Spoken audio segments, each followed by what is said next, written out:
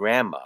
We all love grandma. Grandma may have had that little weird looking can thing, and you could squeeze the handle, and this little blade inside would go back and forth, and it would sift the flour, or it had a turn crank on it.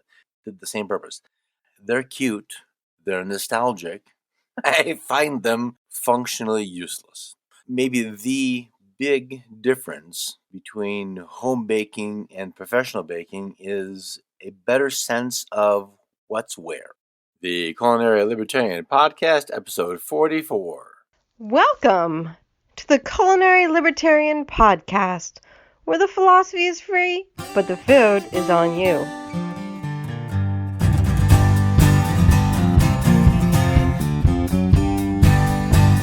Hello, folks. Welcome back to the podcast. Dan Reed here, the Culinary Libertarian. Happy to have you here. Happy to be here. Follow me on Facebook at Food and Rothbard, all one word, or click the Facebook icon at my podcasts page, culinarylibertarian.com/podcasts, and join my Eating Liberty Facebook group. You can also follow me on the various other social media buttons, as well as subscribe to my YouTube channel or support the show through PayPal, Bitcoin, or Patreon. Coffee and tea drinkers can support the show with a purchase of a coffee mug from my Cranky Without Coffee site linked on the podcast page, and you can pick up a copy of my Muffins e-cookbook. Just give me your email address and download the book. And for that, I'll send you a few emails each week. People serious about history know that the narrative taught in high school and most colleges is woefully inadequate. The Declaration of Independence is more complicated than Jefferson writing some words. Was that the only draft? Or were there others which were rejected? Was the War of Northern Aggression just about one issue? Or is it more complicated than that? Getting thorough answers to complicated questions requires a good source, and I have just that source. Brian McClanahan's McClanahan Academy.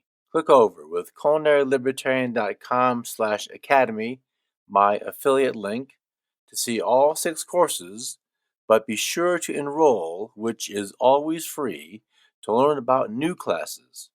Brian has a new course coming out soon on American history up to 1865.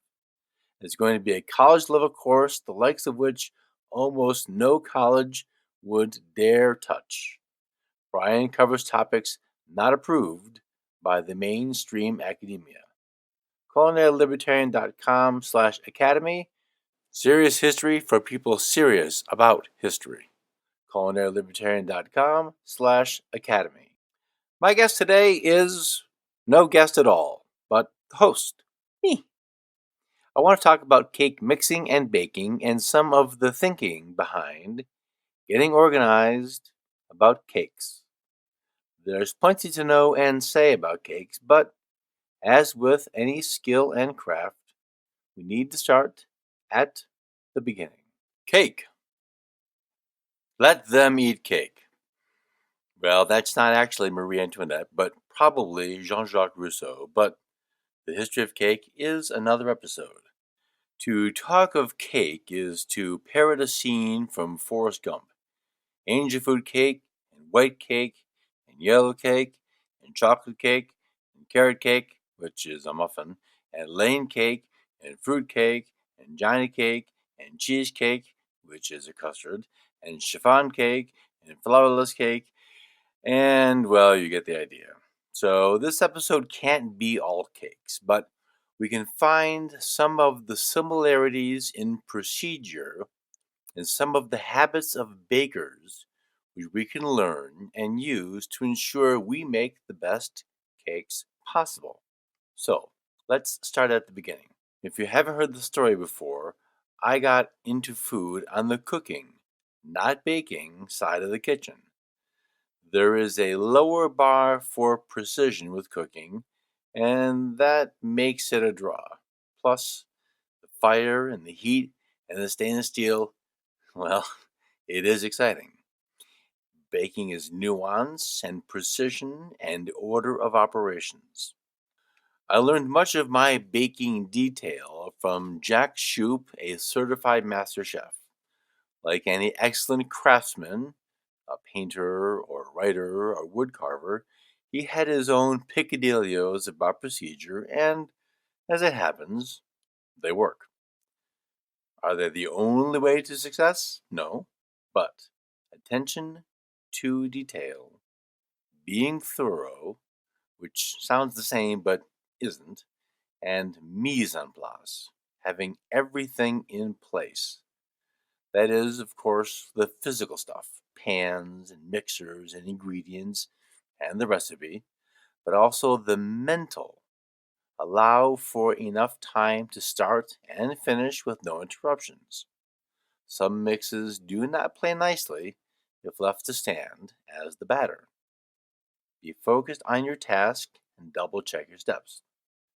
The physical mise en place is pretty easy, and a reading of the recipe and knowing what you're making will help with the big things. And always read the recipe through one time, including the procedure. So, oven, pans, mixer, extra bowls, whisks, rubber spatulas, cake spatulas, and a sifter and pan release or parchment circles and hot pads and a cake tester and a cooling rack and space on the counter. That's kind of the first round stuff. The second round stuff is measuring spoons, measuring cups, or better yet, a scale, mixing bowls, bowl scrapers, a dish for your battery utensils so you don't make a mess on the counter, and a moist towel to clean up drips, which always seem to happen no matter who you are. And the other mise en place, that mental mise en place, that is, sort of having your head in the game, so to speak. As a woodcutter might say, measure twice, cut once. With baking, and this is what I teach my kids, measure everything into its own bowl. So, yes, we might need a lot of bowls. Then look at the recipe card and point to each ingredient as you read it on the recipe card and say, where is it? Flour? Check. Sugar? Check. Eggs? Check. Milk? Check. And so on. This way you don't find out you've missed something in the middle of mixing, because that's not the place to find it. The other component of mise en place is visualization. As you read the recipe, before you do anything, in your mind's eye, see yourself performing the steps as you read them. So you're visualizing adding the butter to the mixing bowl, putting it on the mixer, and fixing the paddle to it. You're going to cream the butter, and you're going to visualize adding the sugar, then adding the eggs, and adding the flour and the milk, and the flour and the milk, or whatever the steps are for the recipe. But the main reason for visualizing the steps is creating an anticipation of what's next. If you can see this project in your head as you're doing every step, then as you're actually doing the mixing of whatever you're mixing, here we're mixing cake or bread or cookies, or if you're cooking dinner on the stove, visualizing where you need to be and what you need to have for the next step makes the whole process move along smoothly and efficiently.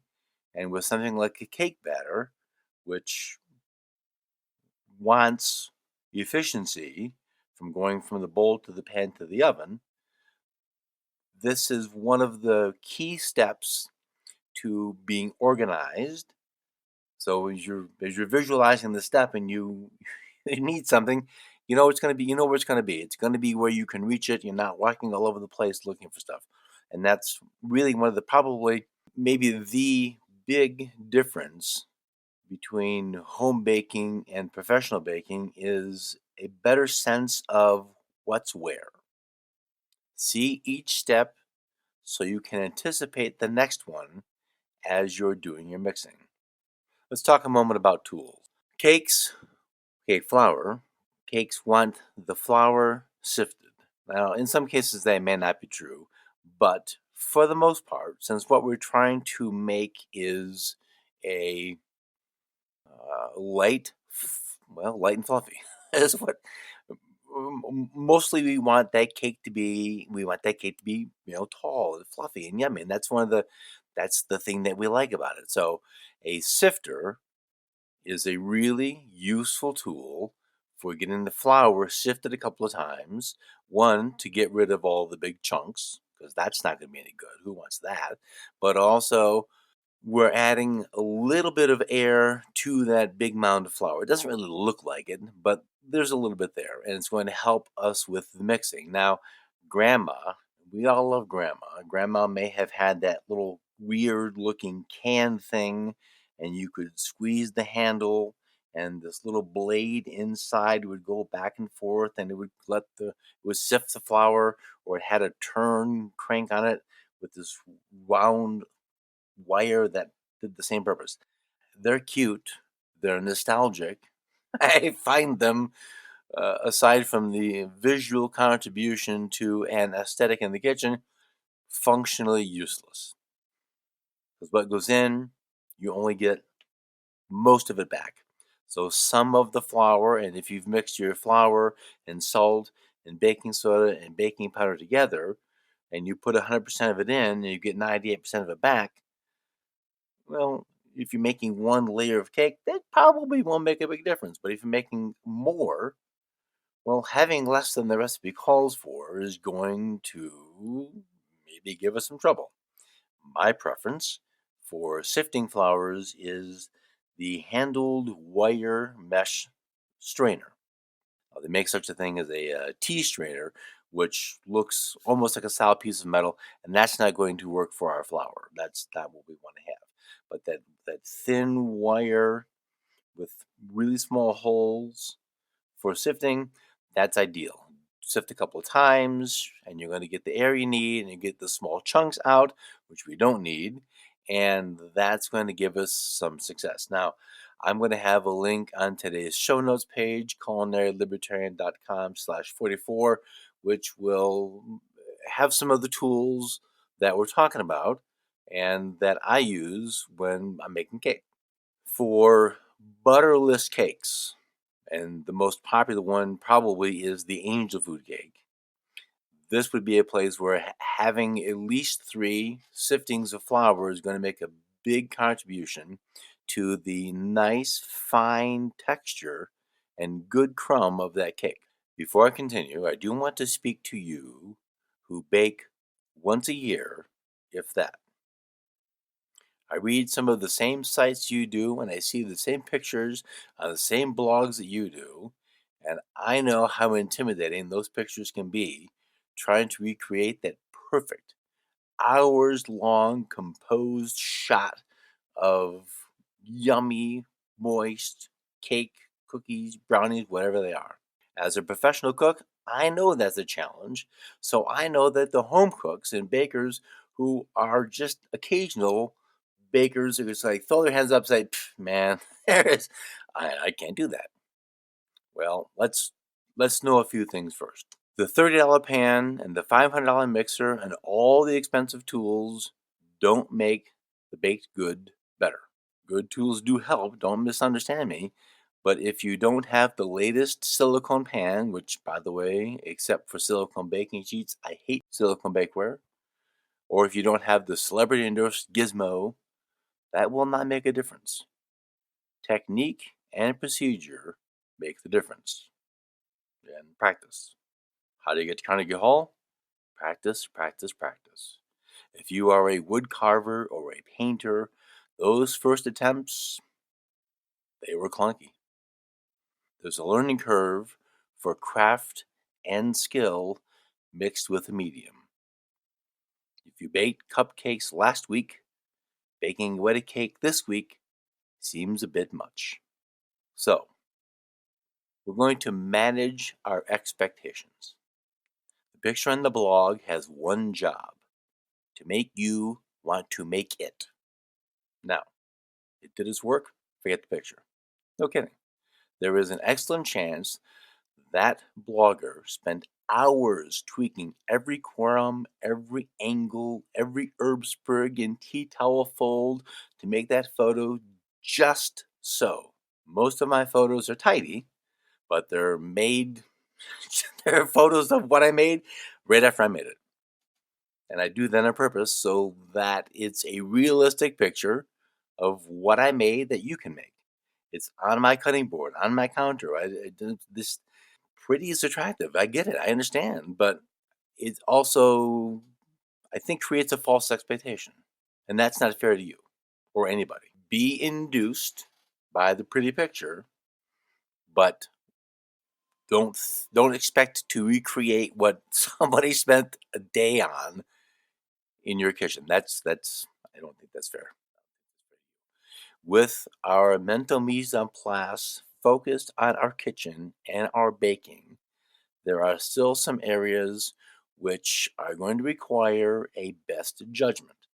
And this is where all of the cookbook writers, good or bad, and all of the information you read, watch, and hear is going to leave you just a little bit short. Practice is the only thing that's going to fill that gap between what you consume as content and what you produce. So a few things. Creaming the butter. Most recipes will say, cream the butter until the butter is pale yellow. What if your butter is already pale yellow or not yellow at all? Now what? How long is enough creaming? What if you cream too little? What if you cream too much? What about the sugar? Well, here's where you, the woodcarver and the painter, are in the same boat. You are going to obtain a skill and some knowledge. In most cases, and there is always some outlier, double the volume for the creaming is a good standard to start with. Use the eyeball test. Look at it. Scrape down the sides and the bottom of the bowl once during creaming, paying special attention to that little bump at the bottom where the paddle doesn't get to. And then scrape down the bowl at the end of the sugar one more time, making sure you clean the paddle before you add the eggs so that everybody is together. We want to make this entire batter one homogeneous thing. So people who aren't part of the pool, well, they probably won't ruin the batter really. But for our practice of getting efficient and consistent, and also in just attending to the details, these are habits we're going to develop. When you add the flour, don't overmix. All right, well, what does that mean? When you see the flour has been incorporated into the batter and it appears smooth, the batter appears smooth, and no flour is visible, stop mixing. Portion, and then also when it's scrape to the bottom because we want to make sure we get all that bits. Portion the batter into the pans. Well, here's one of those mise en place moments. The batter's done, and there are my cake pans, but they're not ready. What does that mean? Put batter into a prepared cake pan. It's cake pan. What do you need to do? Well, here's what we need to do. The pan needs to be brushed with a pan release spread, which I prefer over the sprays, and it's a butter flour mixture, and you can just paint it inside the pans. Now, if you want to do like Grandma did, and so again, we still love Grandma. My grandma used to butter the inside of the cake pans, put a little flour in there, and then tap it all the way around to make sure that all of the spots on the cake pan were buttered and then floured, and that helped the cake come out. There are some bakers who will use parchment paper circles, the diameter of the cake pan, and those are nice. You can buy them, you can make them. It's just one more thing to buy or make, and for a 3-layer cake that you're making for a birthday or because it's Tuesday, I don't find them necessary. Batter's made. We have our prepared pan. Batter has to be divided equally amongst the pans. Well, how do we do that? If your recipe doesn't tell you how much each layer is supposed to be either in volume, which will probably be If it mentions it at all, it's going to say it needs to be 2 cups or 3 cups. We need to find out how much batter do we have.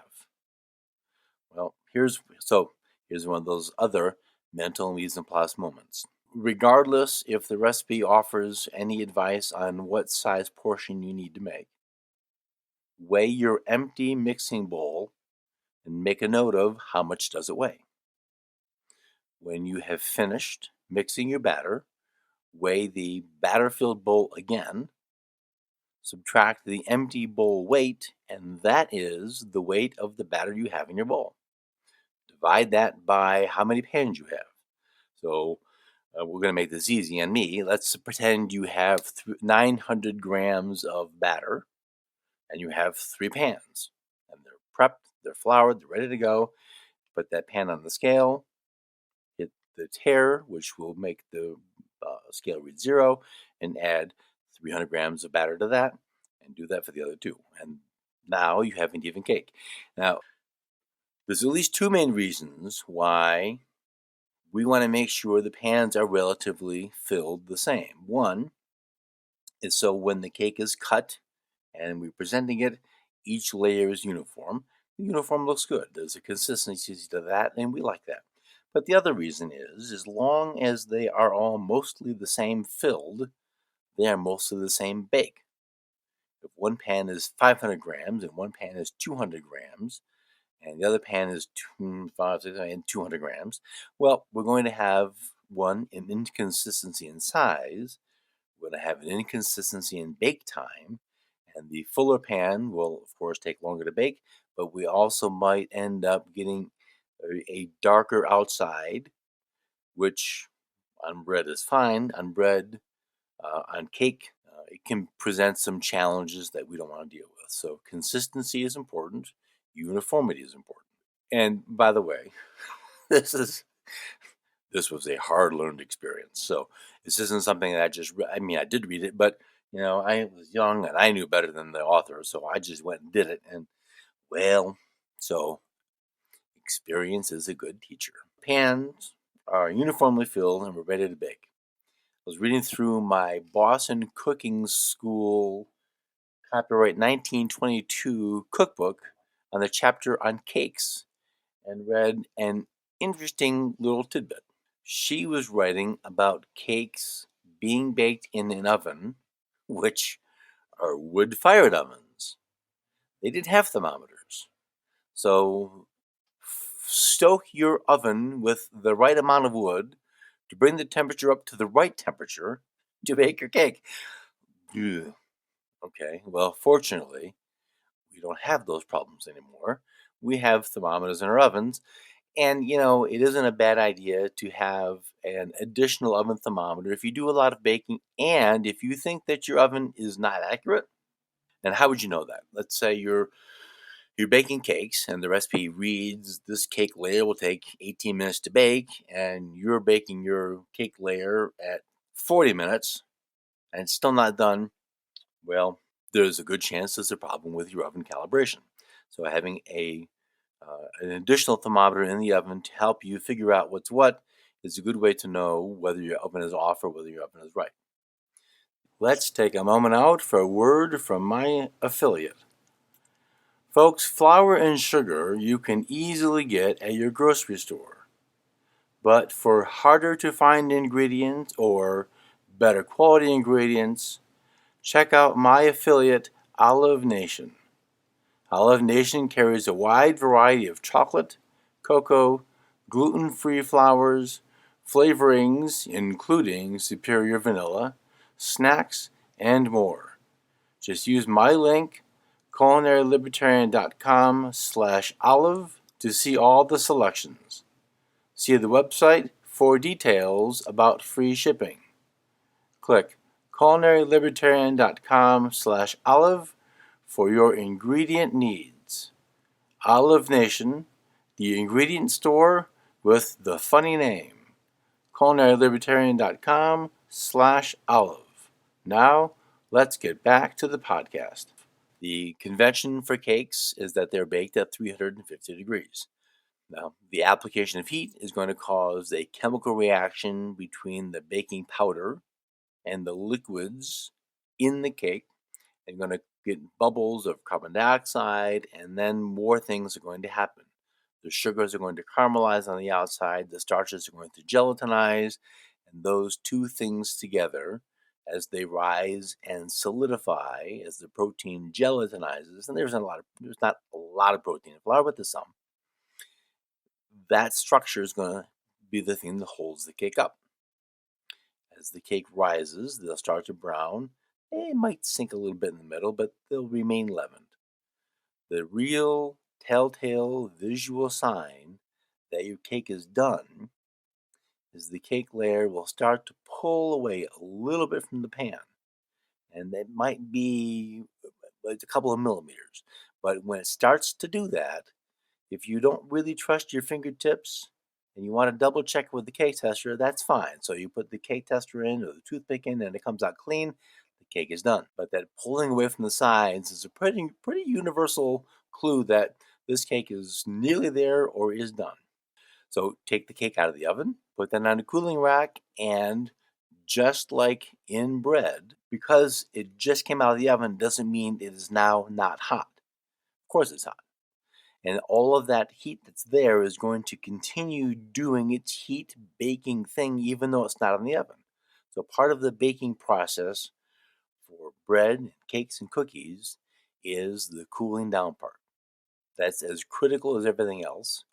And if you try and take the cake out of the pan too soon, well, unhappiness might be next. I generally wait 5 minutes for my cake to cool, and sometimes it'll be 10. What I want to have happen is I want that cake pan to be cool enough to handle. Because if I can't hold it with my fingers and depend on some other thing in between, I might risk dropping the pan. Well, that's unhappiness all over the place, quite literally.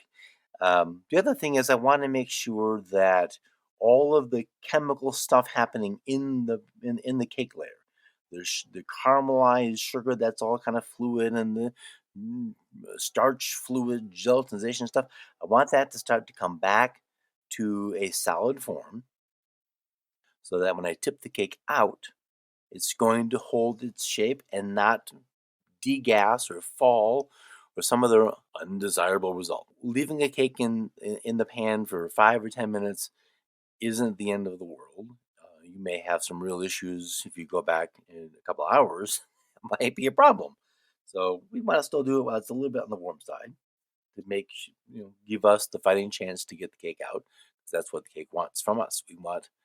It wants to be a whole layer of cake. If you have access to those cardboard cake circles from your grocery store or a cake decorating store, they are quite useful. Might be a good idea to place a piece of baking paper between the cake and the cardboard before you invert it. And that would be mostly to help manage any of the sticking issues that might come from the top of the cake onto the cardboard. The cardboard is going to want to absorb the water from the cake. And what that really means is when you take that off, part of that top layer of cake is going to come with it and be on the cardboard. Not altogether a bad thing, but it just makes one is disappointing. It's aesthetically unpleasant, but it's just a mess. So it's something we can avoid. And when you go and ice the cake, that's going to disappear and no one's going to see it. Allow the cakes to cool completely. So when you touch them with your bare hand, you should not feel any residual heat coming off of there at all. And that can take a couple of hours to make sure that that cake is fully ready to ice, especially if you're using a buttercream. Buttercream icings, well, they don't like to be hot. And hey, oh God, this is a horrible, horrible experience. And I really felt bad this was for wedding cake. It was my first delivery at this particular bakery. And the design was it had a whole bunch of icing roses down the side, and it was a 3 or 4 tiered cake. And we got to the venue, and it was hot inside. It was like, and the icing said, this is harder than I want it to be, and gravity is pulling down on me, so I think I'm just gonna go. slide down the cake. And it did. Oh, God, it was a mess. It was just, and it was terrible. So avoid that problem. Let the cake cool. This wasn't a cool cake problem. This was the place was too hot problem. But in either way, icing sliding off your cake is unhappy. We don't want unhappy. For today's show notes page, I will add a recipe for a pretty easy icing. It's a buttercream icing that of all of the kinds of buttercream icings, I find this one the easiest one to manage at home with the least amount of cursing, because cursing isn't good. It's fun. We don't need it for our cake. Let's take a minute to talk about ingredients. I have a cake book from 1991, which is called Great Cakes by Carol Walter, and she's a really good cookbook author. And what I mean by that is she explains what to do, what to see, and how to do the thing. And that's sadly a bit of a rarity among cookbook authors. One of the interesting points in this 1991 book is she suggests substituting margarine for butter in cakes where lower cholesterol is desired. Well, first of all, we're talking about cake, so these things probably oughtn't really be a concern. But secondly, never use margarine, ever, anywhere, for any reason. There's no reason to buy or use margarine. And on a personal note, I would avoid shortenings and these so-called vegetable oils, with one exception, and I would use peanut oil if when mixing things like a carrot cake, which is technically a muffin. It calls for at least mine does, calls for a liquid at room temperature oil. You could conceivably use a regular olive oil, and for all the sugar and brown sugar and raisins and carrots in there, it's entirely possible you wouldn't really notice that it's olive oil. But if you don't have an allergy to peanuts, I would recommend peanut oil for that. For a detailed discussion about liquid at room temperature fats, check out culinarylibertarian.com/14. That's my talk with Kyle Mamonis, the biochemist, about fats and sugars in the diet. Flour for cakes can be all purpose, but cake flour does produce a better result, and it was milled for that purpose. So all-purpose flour is going to have a little bit more protein than a cake flour, which means if it has less protein, it's got more starch. If you get into a pastry flour, it's even more in the less protein and more starch area, and that what how that translates into the baked good is the higher starch content is going to allow let's go backwards. The lower protein is going to end up making a more delicate pastry. Now, of course, adding extra amounts of butter in, say, your croissant or your Danish or your puff pastry, that certainly also contributes to a tender, flaky, delicious pastry. But the different flours are milled for these particular reasons. So a good brand name cake flour, not Frank's off the back of the truck, something that you can depend on for consistency, that's the way to go. Baking soda and baking powder should be within their use by dates. They will probably leaven the cake, but since they are just really chemicals, they will degrade over time and not have the potency you want them to have. And a poorly leavened cake seems hardly worth the gamble when this is such an easy problem to fix. Vanilla extract. Quality varies vastly from producers and companies. This is one ingredient you truly do get what you pay for. And you will find, at least in my grocery store and probably yours too, more than a few options for purchase. There'll be that very popular brand name that starts with an M, and it's probably fine. Then you'll see some of these little more exotic 4 ounce or 2 ounce bottles for up to $20 or more. Now, it's not unreasonable to say, what the heck is going on here? Why would I pay 5 times the amount for what appears to be the same thing? And the answer to the question is, when you buy the expensive vanilla, you're getting a far superior product that has much more potency. So you actually don't need the full teaspoon per batch that the recipe calls for because it's so strong. And that really amazing vanilla flavor is going to really make a difference. In chocolate chip cookies, yeah, you can see it's there. I mean, I can tell. I notice the difference. But in the cake, wow. It's just like it's it's worth the money for the good stuff. You're going to use less of it anyway, but for that flavor, for that, it's like, that's the thing. So it's worth doing. Salt. Salt increases the flavor of the ingredients. So a little bit of salt in your really fabulous vanilla extract cake is going to be even better. I have done a whole blog post on salt, and I'm really opposed to the free-flowing commercial white salt, stuff that almost never gets caked and in clumps. Salt that comes out of the ground isn't like that, and that commercial salt has been processed with high heat and other things that have destroyed nearly all the macronutrients. So all that you have left is sodium and chloride. And yes, sodium is vital to human life, but the 98 other micronutrients that have been stripped out of that, well, we want those too. Of course, this is cake. We have some other issues, but we want at least a better salt. I avoid iodized salt because we can get iodine lots of other places, including a good sea salt. But I don't like the flavor of commercial iodized salt. It tastes metallic to me. I don't find it enjoyable. So, if you can, that pink salt, milled nice and fine, is perfect. Or a sometimes sea salt has a like a dampness to it. Well, that's fine too. At least that's going to have more of the micronutrients in it, and that's what we're looking for. Milk, I prefer whole milk because fat is flavor. Buttermilk, for some reason, at least in my stores, I can't find a a anything other than a low-fat buttermilk. Now, that's I haven't really dug into this.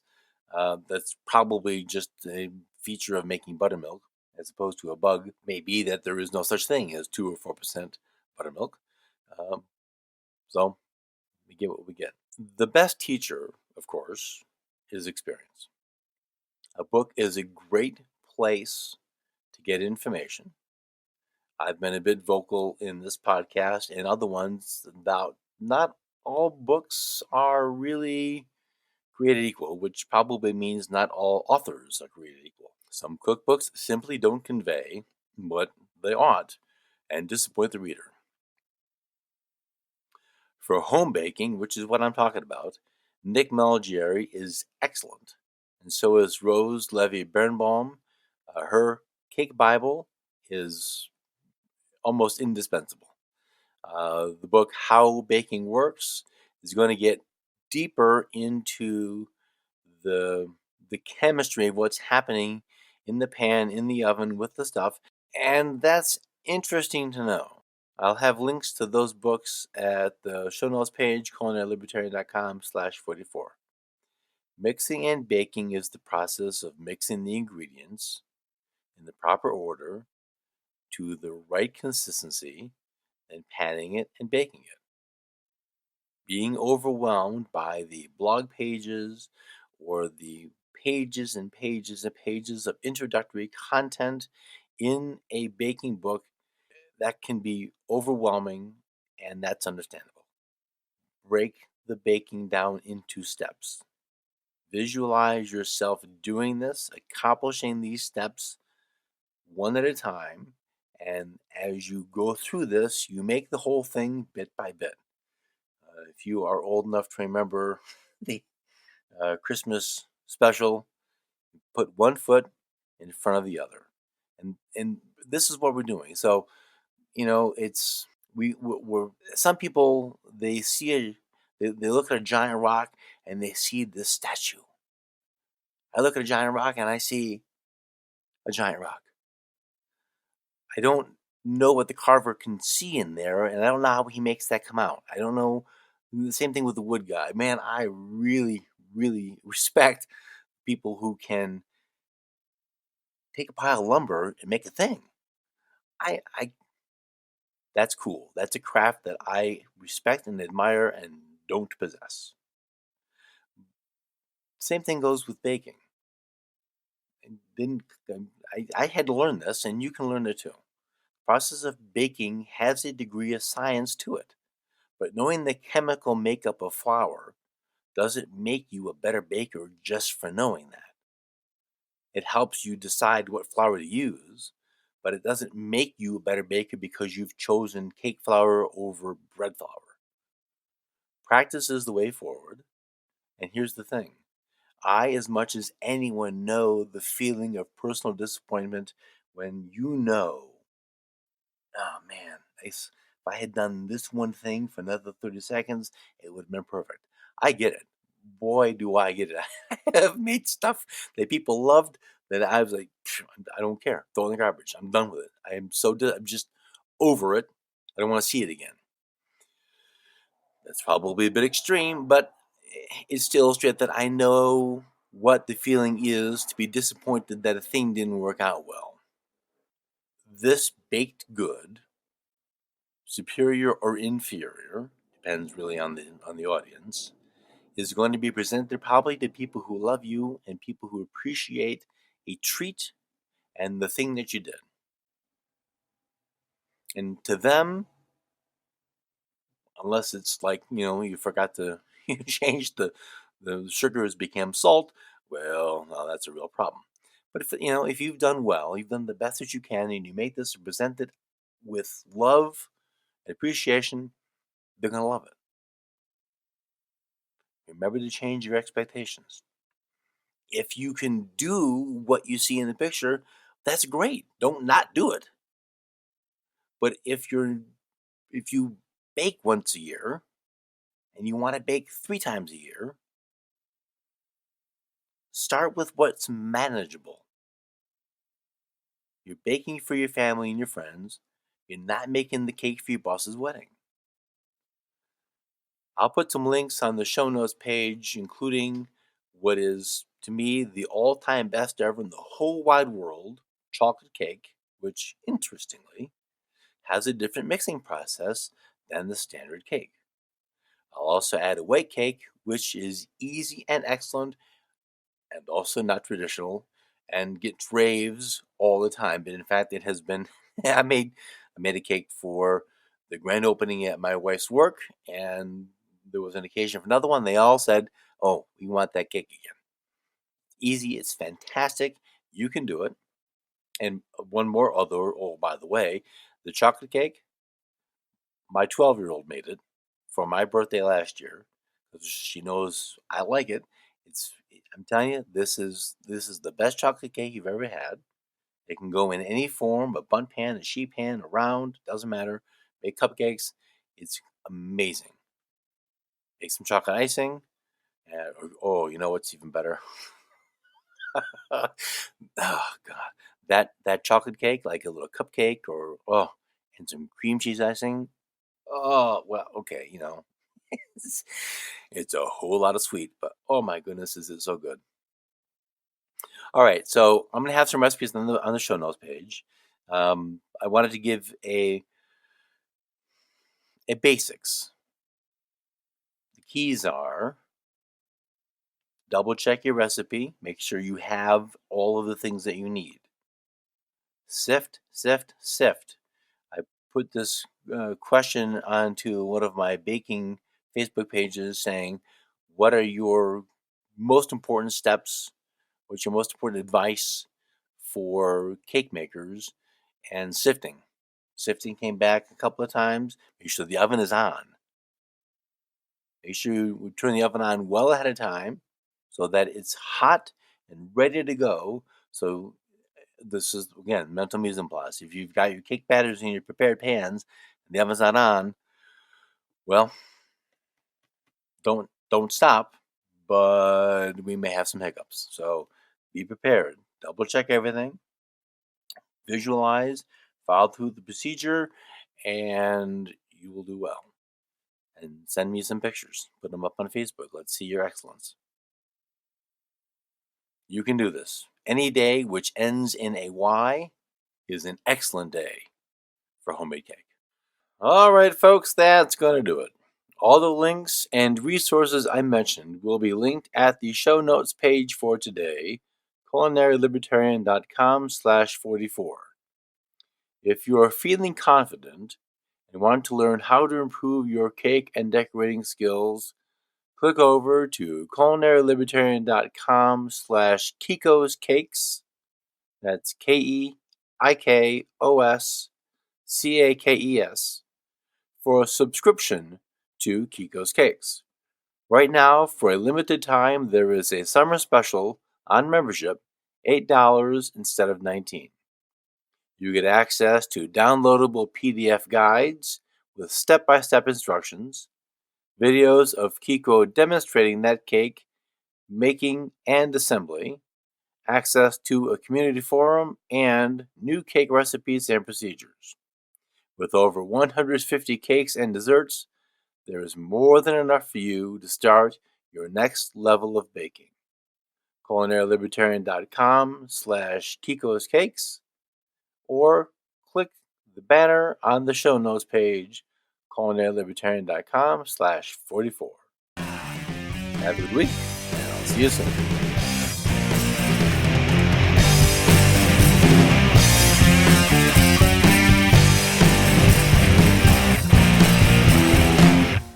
Music for the Culinary Libertarian podcast is provided by Matthew Bankert at mattbankert.com.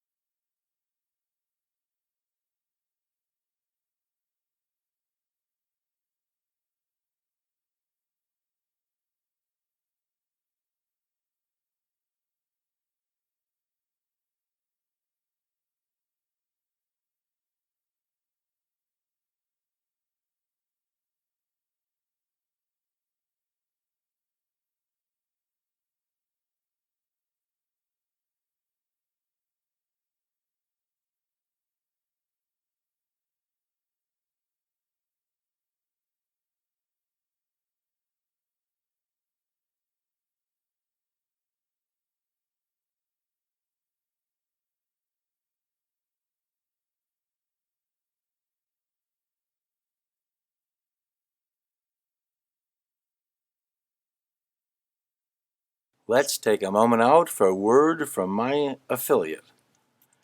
Folks, flour and sugar you can easily get at your grocery store. But for harder to find ingredients or better quality ingredients, check out my affiliate, Olive Nation. Olive Nation carries a wide variety of chocolate, cocoa, gluten-free flours, flavorings including superior vanilla, snacks, and more. Just use my link, culinarylibertarian.com/olive, to see all the selections. See the website for details about free shipping. Click culinarylibertarian.com/olive for your ingredient needs. Olive Nation, the ingredient store with the funny name. culinarylibertarian.com/olive. Now, let's get back to the podcast.